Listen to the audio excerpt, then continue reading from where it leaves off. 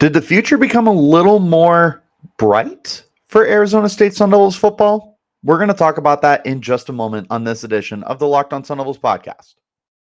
Are Locked On Sun Devils, your daily podcast on the Arizona State Sun Devils, part of the Locked On Podcast Network. Your team every day.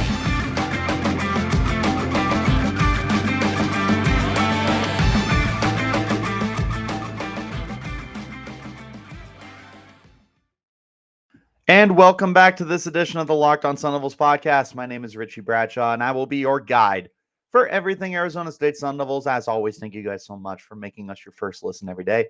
Remember, we're free and available on all platforms, including YouTube, if you would like to check us out in a visual platform. But wherever you do get those podcasts, make sure that you hit like and subscribe. Turn on those notifications so you get an update every time we post new content, which will be Monday through Friday again, now that we are in season. Also, if you're looking to stay up to date on everything Arizona State, make sure that you are following along with the All Sun Devils page on Sports Illustrated. Follow me on Twitter at RichieBrads36 to stay in touch with everything Arizona State Sun Devils. Hopping into today's conversation now. 2023. I know this is way out.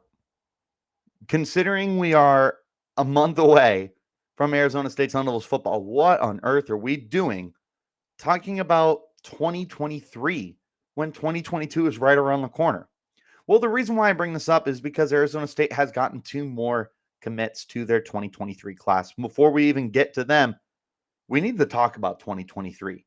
It is a real gleaming issue right now, because with 2023, if you think that there's uncertainty heading into 2022, there is even less heading into 2023.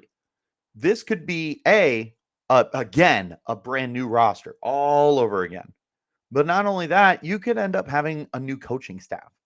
We have no idea if Herm Edwards is long for this world or if he's going to be out the door here very, very soon. That is a very realistic possibility that we're facing right now. We don't really know what's going to happen next. So as far as 2023 goes, it could be a very different roster. You are potentially looking at losing Emory Jones at quarterback. For all we know, Paul Tyson and Trenton Bourguet could both enter the transfer portal. I mean, at least no one's feeling should be hurt, is what I'm trying to say. Because neither of them were given the starting job that, it looked like maybe they did have that on a prayer, but no longer the case. The running backs could be different. Xavier Valade and Daniel Legata could bolt for the NFL. The offensive line is going to be different. Ben Scott and Ladarius Henderson are in their final years with the program. Defensively, you're going to lose Merlin Robertson and Kyle Soley. They're simply out of eligibility for Arizona State. You're going to be losing Corey Bethley at safety. He's a brand new guy in here anyways. Tamarcus Davis, one of the corners, is probably out the window as well. You are looking at a lot of moving pieces heading into 2023. Now, normally, you might have a little bit of solace and be like, oh, well, the young guys will step up. Here's the problem. You have 5 guys in your recruiting class right now. 5. 2 of them have come within the last few days. This is a problem. This is a serious problem that needs to be addressed. I understand that there is a year out, more than a year away, before we need to truly worry about this. But let's go ahead and put this on our radar of something we need to keep an eye on. Because if this recruiting class doesn't get any bigger, it is seriously going to set the program back in ways we can't even begin to imagine. You thought U of A had a down year. Arizona State could be trending that way if they're not able to start turning this corner. Now, we all know that there's a lot of problems with this program right now. And it starts at the top, right? Because a lot of people believe that it needs to have its hands washed. Ray Anderson, the athletic director, needs to no longer be with the team. Herm Edwards, the head coach, needs to no longer be with the team. There's a lot of thought and there's a lot of sense that is made talking about how the program really needs to just turn a new page and move forward. It makes sense. But with that comes a lot of uncertainty. What's the offense look like? What's the defense look like? Are you losing the guys you brought in? Are you gaining more guys to the program? We at this point, we don't even have the certainty of who the coach is going to be. It's not like Herm Edwards is coming off a Pac-12 championship and he's locked into his spot for the next 3 to 5 years. No, no, no, no, no, no, no, no. We don't even know if Edwards is going to be here by the end of the year. Who knows? You could have such a poor start to the season that Herm Edwards gets canned halfway through. Now, do I think that's going to happen? No, absolutely not. I do not think that that is a possibility. But at the same time, it's not something you can completely rule out because of the state of the Sun Devils right now. There is so much just volatile substances going on with this program. You just don't know whether or not everything is going to survive or if it's going to be completely different at the top. Looking at the roster, this could also be completely different. Like I said, you may have the 3 quarterbacks you have on this roster right now that are at the top, at least, not including some of the other guys below. They could all be gone. Now, granted, you are bringing in Israel Carter, who is a 3-star quarterback commit, but nonetheless, you lose Bourget, you lose Tyson, and you lose Jones. That would be completely detrimental to the program. It'd be really hard to rebound and bounce back from that. Meanwhile, defensively, I mean, you're going to lose a good chunk of your secondary again. I believe Kawan Markham is the oldest of the 2 brothers between him and Keon.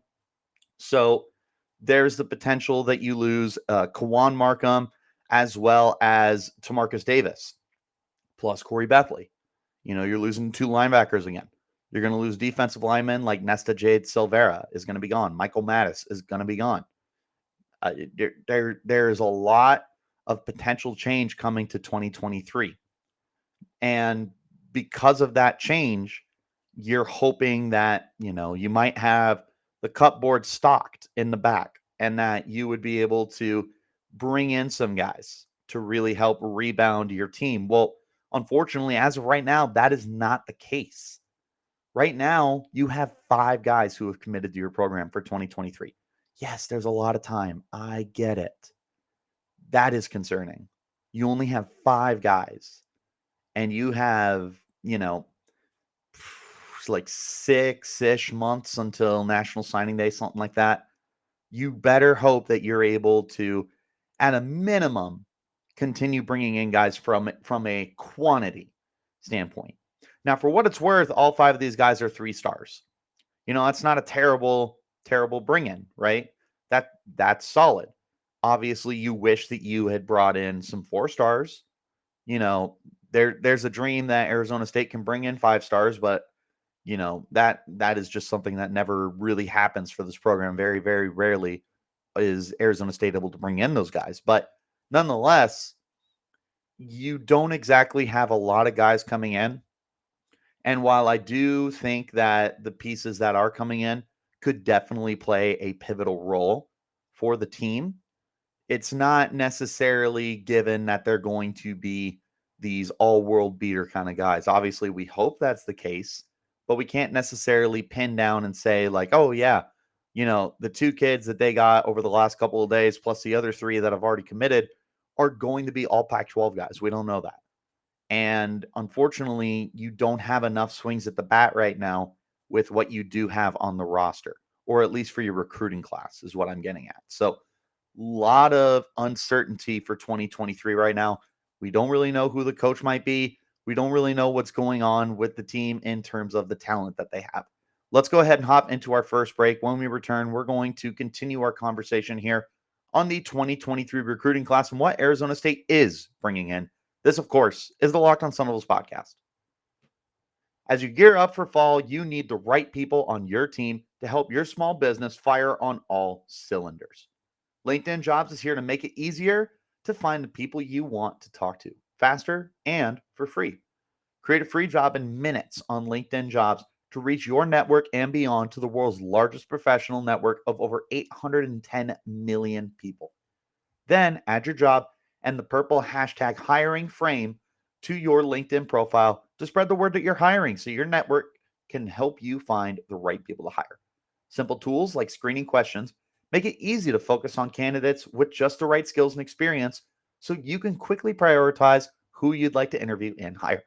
It's why small businesses rate LinkedIn jobs number one in delivering quality hires versus leading competitors. LinkedIn jobs helps you find the candidates you want to talk to faster. Did you know every week, nearly 40 million job seekers visit LinkedIn? Post your job for free at linkedin.com/lockedoncollege. That's linkedin.com/lockedoncollege to post your job for free. Terms and conditions will apply. And again, thank you guys so much for making Locked On Sun Devils your first listen every day. Remember, this podcast is free and available on all platforms. Getting back into our conversation now, we're going to look at the guys that we are bringing in. Now, the two most recent additions we have are coming in the forms of Cullen Fite and Amarion Atwood. Now, Fite is a defensive lineman coming from Texas, and Atwood is a defensive back, also coming from Texas. Both three-star kids, both potentially going into positions that are going to be, in need of reloading. Looking at the defensive line, I mean, you are potentially going to be losing Tatala Fesafi, Bamad Miller, and Nessa Jade Silvera due to eligibility. You could lose Omar Norman Lott if he comes in and just dominates this year the way that I feel like he can. Because if he does, then I mean NFL might be calling him. You never know. Michael Mattis is going to be gone for what it's worth, but that's not as big an issue here. And the reason why is because Fite is definitely more of a defensive tackle. Now, he's only 6'1", but he is 280 pounds already. He's got the frame to continue adding on to that. Not necessarily the height that you want from a defensive tackle, but certainly the build. So with that in mind, he's going to be competing on the interior of the line. Now, is this a nose tackle? Is this a three tack? I'm not really sure. I feel like this is a guy who you're probably going to want to shuffle around until you can get a feel for where you want to have him. You are going to have some guys next year who will compete. You do have Robbie Harrison will be probably the biggest guy that you're looking for to establish himself. Matthew Paulamoa will also be there, and Jalil Rivera Harvey will also be competing for snaps. And then obviously Omar Norman Lott, if he decides to come back next year. That is certainly not a guarantee right now, just depending on how 2022 ends up shaking out for him. This is definitely a very, very important move to continue reloading this defensive line. It's going to be a very different unit next year, not just from the interior, but the outside as well. Like I said, Michael Mattis is going to be on his way out. There's some other guys who have the possibility of no longer being with the team as well. BJ Green will be back. He's coming off a season where he led the team in sacks with 5 a year ago. We're all hoping he can continue to build off of a really solid season last year as a true sophomore. But bringing in defensive line depth is a very, very important move for the Sun Devils. Very happy to see that Cullen Fite was one of the guys they were able to bring into the program to add to that depth. Also, on the depth conversation, looking at the cornerback room, Amarion Atwood is also a guy that's going to be very pivotal for the depth. He's a somewhat bigger guy. He's 6 foot flat guy, 170 pounds. Definitely some room to add a little bit of weight. This isn't a guy you want at 200 pounds, obviously, but if he added 10 pounds, I don't think anyone's going to complain. And then obviously dominate, or not dominate, but continue to progress as a press corner for the program. Looking at the future of Arizona State, in the defensive backfield, you're going to be losing to Marcus Davis. You're going to be losing Kawan Markham due to eligibility stuff. They may have another year for COVID, but I am not 100% positive on that. You're bringing in Ro Torrance as well from Auburn. He potentially could leave the program early depending on how his season shakes out. Keon Markham is another guy in the secondary that is likely going to have a big role for 2022. Looking at 2023, Keon could be back, Rowe could be back, Tamarcus and Kawan Markham probably are gone. You have some young guys too that you're going to be rolling through. You got Isaiah Johnson, you got Sadiq Green Jr., Donovan Johnson, some other guys. So those three are going into their sophomore years for 2023. So they're This is their first year of action this year. We're going to find out whether or not they're going to end up having large roles for the future, and they're going to get an opportunity this year. There is a lot of open snaps to be had for these defensive backs. I expect Tamarcus Davis and Kawan Markham and Jordan Clark to probably be the outside and nickel corners respectively. Other than that, I 100% expect there to be a massive rotation to kind of figure out, who's the best guy here, who can we rely on consistently, who's someone who maybe we don't want to bring out as often or designate him specifically to special teams. Other guys, you got RJ Reagan, Connor Lewis, T. Lee, Alfonso Taylor, Gene Boyd the third, and some other guys as well. So looking at 2023, there's a lot of depth. That's the good news. The bad news, as of now, is you don't know what's there. You know the players. You don't know whether or not these guys are ballers or if they're liabilities. You're going to find out. But if you come to find out that you have way more liabilities than you have reliable playmakers, well, then it's a really good thing that you're bringing in Atwood. Now, if it turns out you have a lot of really good players, then Atwood becomes depth that you get to stash and develop. Arizona State's done a very good job with their defensive backs over the course of its history. This would be a great situation to have where I don't know, maybe you have Ro Torrance really step it up in his first year with the program. Maybe T. Lee or Isaiah Johnson are able to step up. I'm just pulling names, honestly. There's a lot of depth here to like. Even when you're losing Kawan Markham to Marcus Davis, maybe Keon Markham departs as well. Even with losing all of that, there is still lots of young depth here. And Atwood is just another guy that you get to add on here. Wow, that kind of rhymed a little bit, but neither here nor there. Overall, this is good additions for the Sun Devils with these two ads. Now, this goes along with quarterback Israel Carter. You also have linebacker R.L. Miller and safety Chase Davis. We're going to talk about all of them in the third and final segment of the podcast. But for now, we're going to go ahead and hop into our second and final break of the podcast. We'll be back in just a moment. This is the Locked on Sun Devils podcast. If you haven't tried Built Bar Puffs yet, you are absolutely depriving yourself of one of life's greatest joys. And guess what? There's a new flavor. Ready? Delicious, indulgent cookie dough covered in chocolate. That's right. Built has done it again. Let me introduce you to your new favorite. Cookie dough chunk puffs have a light and chewy texture, real cookie dough chunks, and of course, they're covered in 100% real chocolate. All of the joys of eating cookie dough without the hassle of making it. Plus, it's good for you. Cookie dough chunk puffs are only 160 calories, and they have a whopping 15 grams of protein in them. Run to Built.com to snag a box for you and the family. It will be the perfect treat, or you can find a really good hiding place and just hoard them for yourself. Like all Built bars, the new chocolate dough or cookie dough chunk puff is covered in 100% real chocolate. That means they're healthy and tasty. Chocolate covered cookie dough with a light, fluffy texture. It's so good. What's great about Built is that all their bars are made with collagen protein, which your body absorbs more efficiently and provides tons of health benefits. Eat something that tastes good and is good for you. You're going to love the new cookie dough chunk puff. Whether you need a snack for your workout, a late night treat, or just need to grab a quick bite, Built is the perfect protein bar, and they taste better than a candy bar. Ditch the calories, fat, and sugar. Grab yourself a Built bar. Go to Built.com right now and use the promo code LOCK15 and get 15% off your order. Again, that's promo code LOCK15 for 15% off at Built.com.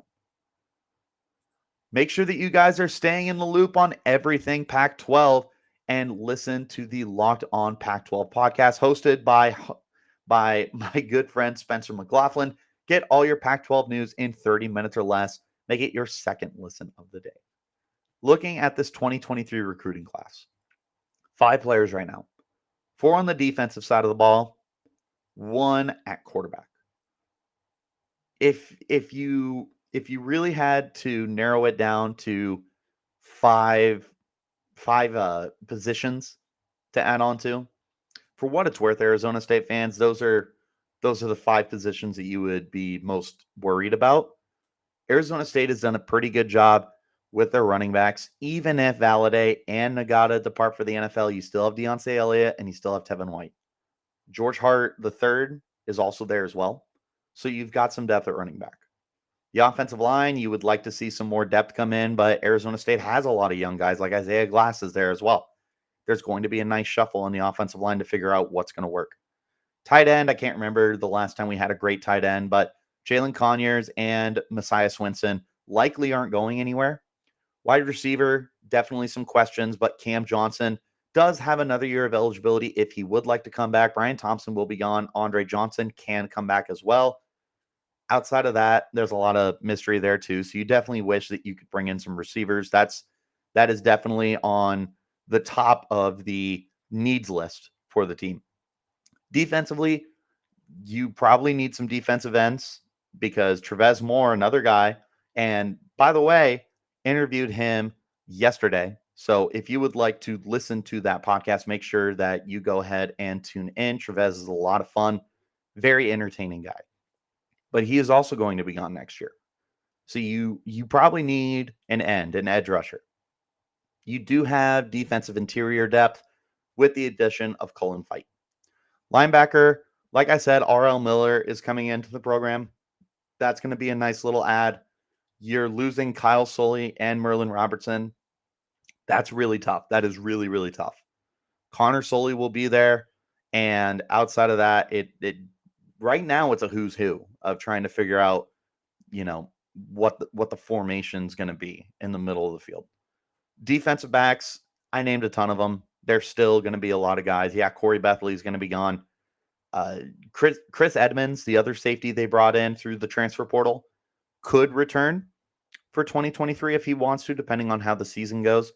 So, and same with Jordan Clark. Jordan Clark could also return next year. In fact, he might be a true sophomore, but don't quote me on that. Regardless, you have a lot of rotational guys in the backfield or the back end of the defense, I should say, until you're able to figure out what works and what doesn't work. So adding a D lineman, very, very good. Adding a linebacker, very, very good. Adding two more players to the defensive backfield, good. Good, good, good, good, good. You are giving yourself more darts to throw at the board, right? You have more opportunities. It's not like with the wide receiver room right now, where you really are lacking in terms of not only just proven guys, but just guys in general.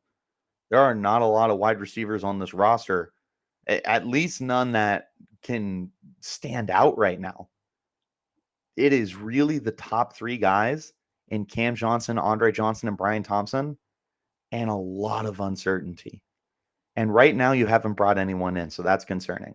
So, as far as 2023 goes, making a quick little to do list, you need to continue adding on to this recruiting class. 5 is not enough.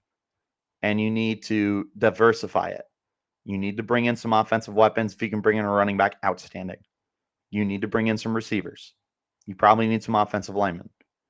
Ideally, you have some quarterback competition, but there's a couple guys on the roster right now whose names I'm blanking on. It's not a guarantee that all three of the quarterbacks you have going into this year are gone either. Emory Jones could be back, Bourget could be back, and Tyson could be back. So you don't necessarily have a need at quarterback, but you can never have too many to compete at the college level. Overall, offensively, get some wide receivers. Defensively, just continue to stack the cupboard. You probably need to get you some more linebackers right now. That's got to be a huge, huge, huge necessity for you moving forward. Other than that, I like what you're doing on the back end of the defense. You do need some edge rushers. You definitely need some edge rushers. So that's another need for you. Top three needs: linebacker, wide receiver, edge rusher, in no particular order. And figure out what you're doing at head coach and potentially athletic director. We need to know if we're going in a completely different direction or if we're going to continue rolling with what we got. Sometimes The evil you know is better than the one you don't. So, or the devil you know is better than the one you don't. The Sun Devil you know is better than the Sun Devil you don't. There you go. That's going to go ahead and wrap it up for this edition of the Locked On Sun Devils podcast, though. Thank you guys so much for making us your first listen every day. As always, remember we're free and available on all platforms, including YouTube, if you would like to check us out in a visual platform. Wherever you do get those podcasts, though, make sure that you hit like and subscribe and turn on those notifications so you get an update every single time we post new content. Again, we are back in season, so that will be daily Monday through Friday content. Evergreen all the time. If you're on Twitter, make sure you follow me at Richie Brads36 and follow the podcast as well at LO_Sun Devils. If you are looking for Sun Devils content to read, go ahead and check out All Sun Devils from Fan Nation, powered by Sports Illustrated, as I am the deputy editor over there, and also posting tons of content, including up-to-the-minute updates. Follow that page as well at All Sun Devils. But that wraps it up for me and the Locked On Sun Devils for this edition. So until next time, you keep it locked right here on Locked On Sun Devils.